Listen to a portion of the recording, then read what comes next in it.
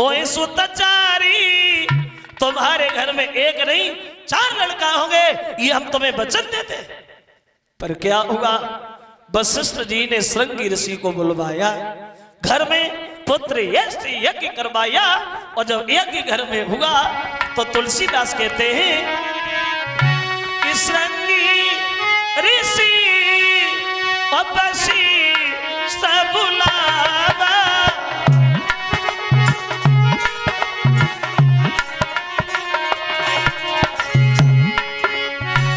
पुत्र काम सुभज की करावा।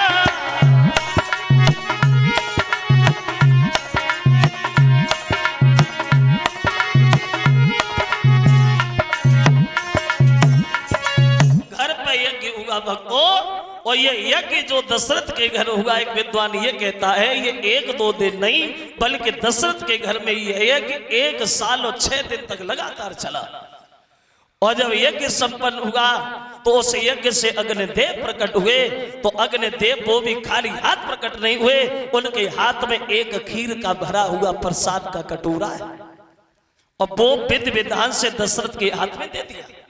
और ये कहा महाराज सुनो, ये प्रसाद है भगवान का, खीर नहीं समझना, और अपने 3 रानियों में जाके बांटना, भगवान के ऊपर विश्वास रखना, तुम्हारे घर में पुत्र अवश्य पैदा होंगे। अब दशरथ जी बहुत खुश हुए, उस खीर को लेके अपनी पत्नियों के पास गए घर में। और जब 3 रानियों में दशरथ ने हवन की खीर बांटी, तो खीर कैसे बांटी, तो तुलसीदास ये बताते रामचरितमानस में, जो दशरथ ने खीर बांटी, खीर कैसे बांटी, तो तुलसीदास जी ने ये बताया, बोले कि अरद भाग कौशल्या दीना, उभे भाग आधे कर कीना।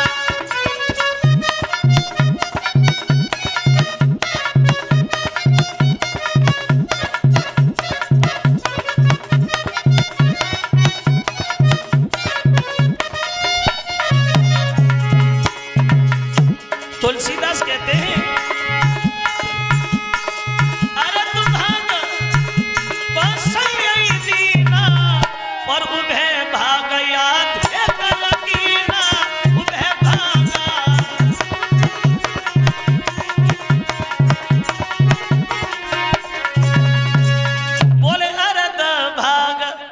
कौशल्या दीना और उभे भाग आधे कर कीना। अरद भाग, खीर का आधा भाग जो था वो सबसे बड़ी रानी कौशल्या को दी, और जो आधी खीर बची उसमें से कैकेयी और सुमित्रा को दी थी। कहने का मतलब ये है, आधे में से अकेली बड़ी रानी कौशल्या, और आधे में से वे दोनों छोटी रानी। तो कौशल्या मन में एक बात सोचे लगी है, हम ही घर में बड़े हैं और हमारे पास खीर ज्यादा है। तो ये दोनों मन में ये ना कहीं सोचने लगे कि बड़ी थी इसलिए खुद ज्यादा ले ली, हमें थोड़ी थोड़ी पकड़ा दी।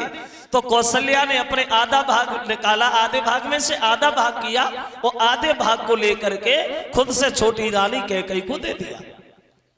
अब कैकेयी भी सोचने लगी सबसे छोटी तो सुमित्रा है, वो तो किसी से कुछ बोलती भी नहीं है, सोचेगी बड़ी थी, दोनों आपस में बांट ली, हमें पूछा ही नहीं। तो उसने कोई कौशल्या वाला भाग उठाया और खुद से छोटी रानी, सबसे जो छोटी रानी सुमित्रा है उसे दे दिया। अब सुमित्रा के पास में 2 भाग पहुंच गए बाहर। 3 रानियां हवन की खीर खाती, बारी बारी दशरथ 3 रानियों के पास गए। देखो परमेश्वर की लीला, विधि का विधान, प्रजा के लोगों के चेहरा खिले गए। 3 रानियां गर्भ धारण करती हैं। अब दशरथ भी बड़े खुश हुए। अब खीर के खाने के ठीक 1 वर्ष बाद, 1 साल बाद उन कौशल्या के गर्भ से प्रभु श्री राम प्रकट होते।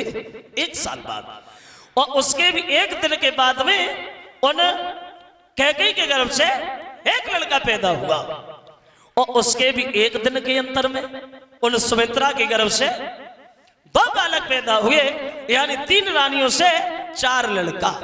कब आए थे राम, कब अवतार हुआ राम का, तो तुलसीदास जी ने ये बताया कब आए राम। तो कहते हैं कि नौमी तिथि मधु मास पुनीता ओ शुक्ल पक्ष अभिजीता हरि प्रीता।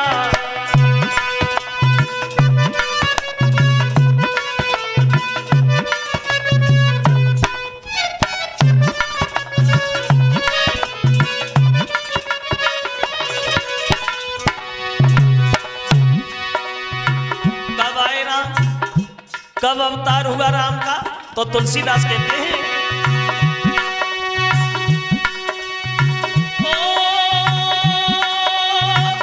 नवमी तिथि मधुमास पुनीता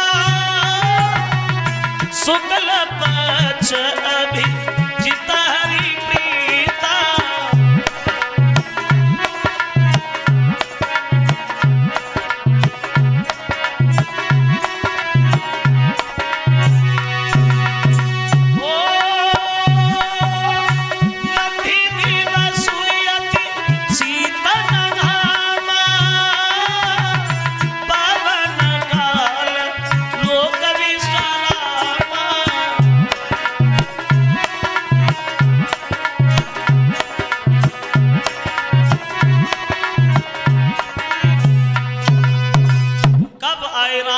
तो बाबा तुलसीदास जी ने कहा कि नौमी तिथि मधुमास पुनीता और शुक्ल पक्ष अभिजित हरि प्रीता।